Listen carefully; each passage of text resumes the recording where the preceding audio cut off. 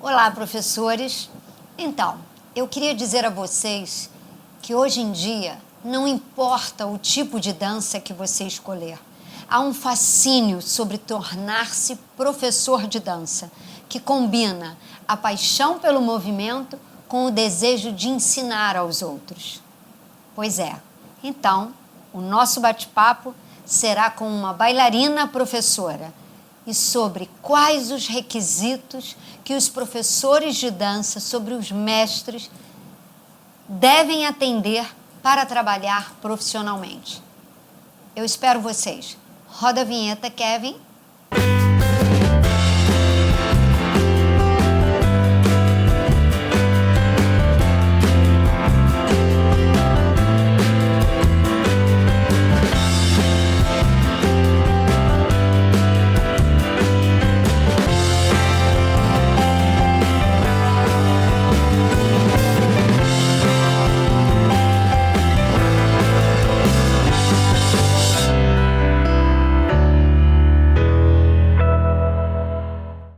Olá, pessoal. Então, vamos agora conhecer a profissional que eu disse a vocês que estaria sendo convidada do vídeo de hoje. Olá, Sani, tudo bem? Tudo bem. Por favor. Oi, meu nome é Sani Pereira, eu sou bailarina da Companhia de Balé do Rio de Janeiro, eu sou professora da Escola de Dança Aliciar, já me formei em 2011, entrei aqui no terceiro pré e desde então eu estou na escola dançando com a companhia. Eu queria que você contasse um pouquinho para nós, muito mais do que a sua experiência, que a gente sabe que é uma experiência vasta, como bailarina principalmente, porque ela já está de mala pronta, qualquer hora ela está saindo do Brasil, mas dicas, né? Porque hoje nós estamos principalmente fundamentados com o cuidado do professor de dança, do professor de balé. E nós temos um público de professores catedráticos, jovens professores, aqueles que estão aspirando a chegar a ser um professor no futuro. E aí eu queria tocar num assunto delicado.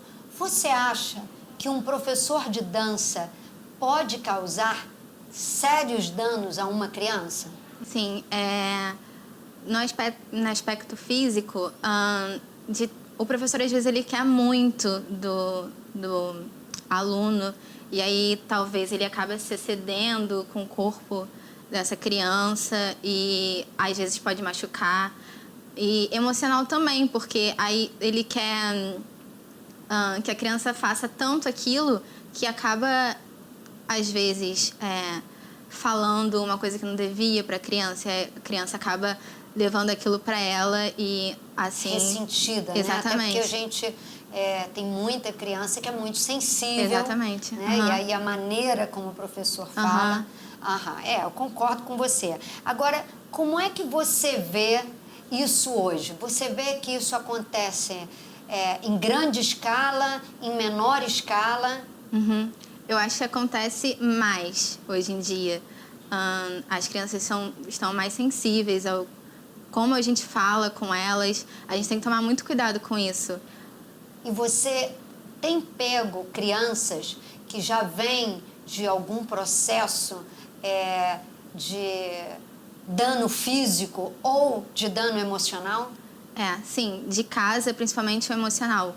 Porque às vezes, não sei como é em casa, às vezes tem alguma condição da família em casa que é diferente, e aí ela pode vir com esse emocional mais abalado. E aí você acaba tendo mais cuidado. Mais um cuidado com a criança. Uhum.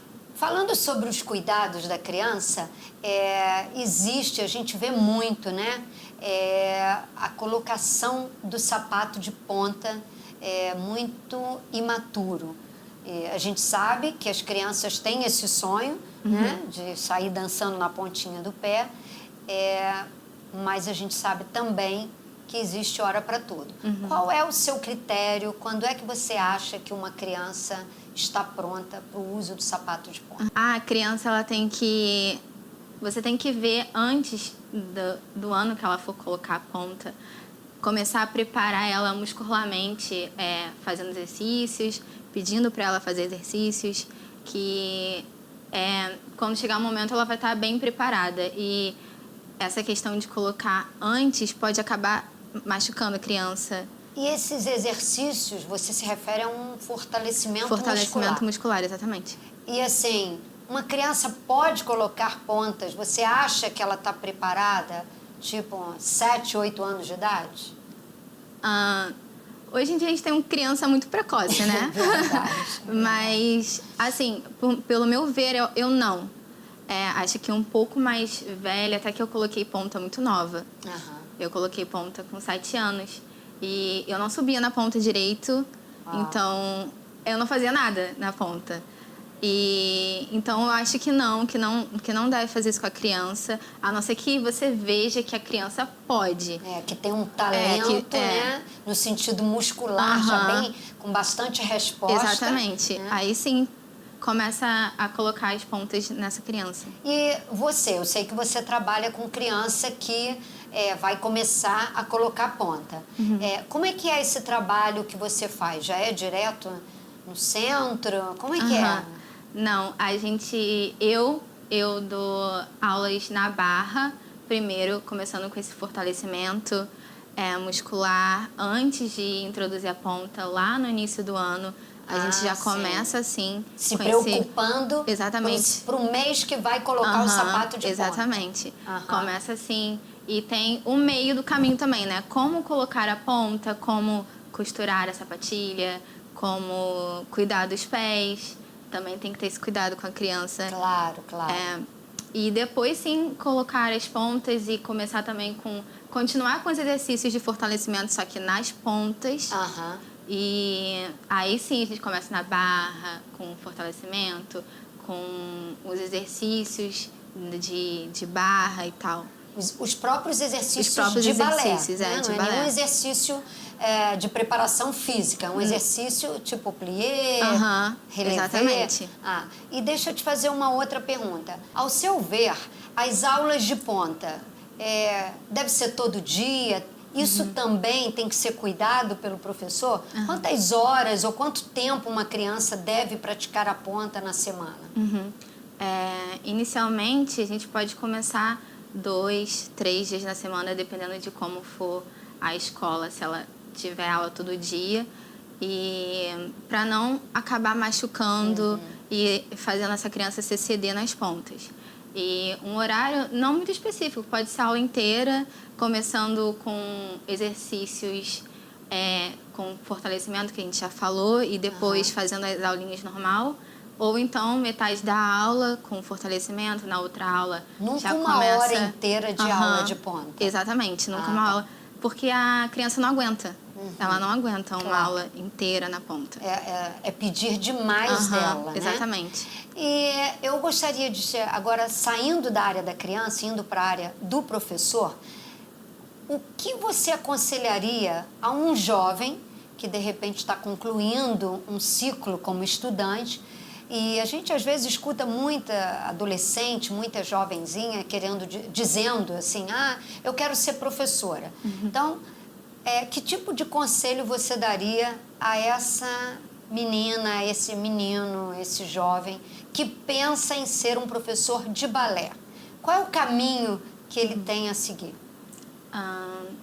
Começando com o preparo. Se prepare, faça aulas, que aí você vai ser um professor muito melhor.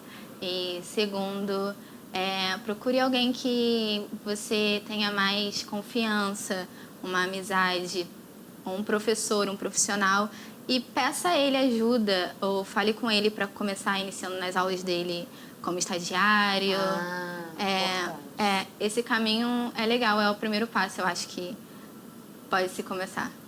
Ok. E o que você acha que um professor de balé, principalmente, deve ter para ganhar credibilidade com o seu estudante? Porque a gente vê muito isso, né?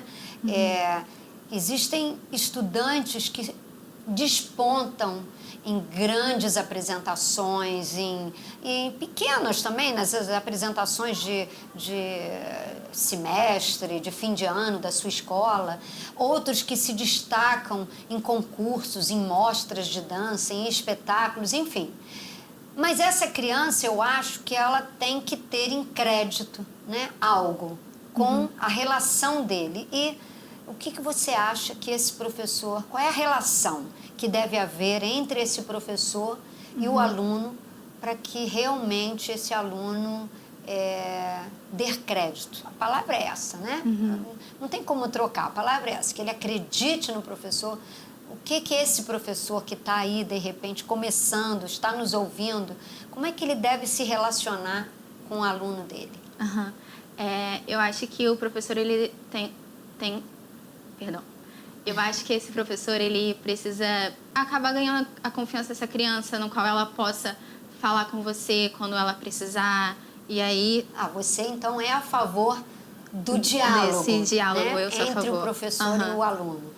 Porque realmente, assim, a gente sabe que no passado, né, a gente tinha uma educação muito dura. Talvez você até tenha tido também nessa escola que você estudou, né? Mas hoje a gente vê que essa não é a tática do momento, né? Você é uma jovem professora e eu imagino que você não use a forma como você foi educada em dança, não sei. Sim. Não, eu acredito que essa prática funcione, sim. Funcionou comigo. Mas não com toda criança. Nem toda criança vai levar isso com uma boa coisa. Ela pode vir a não gostar mais da dança, por exemplo. Entendeu? E esse lado funciona. Eu acho que a gente não deve relaxar, entendeu? Mas ganhar a confiança dessa criança com um pouco mais de diálogo e unir os dois, eu acho que é uma coisa legal. Sânio, muito obrigada. Eu acho que você colocou palavras que nos dias de hoje eu considero muito importante. Confiabilidade, né? Relação humana, e atenção, cuidados, né? Eu acho que essas são as palavras do momento para um professor se empoderar da sua habilidade, porque o que nós queremos mesmo é aprender mais para ensinar melhor. Então, pessoal, se você gostou desse vídeo, se inscreva no canal, deixa a sua curtida, ativa o sininho das notificações e eu te aguardo para um próximo encontro. Tchau, tchau. Obrigada, Sânia. Nada.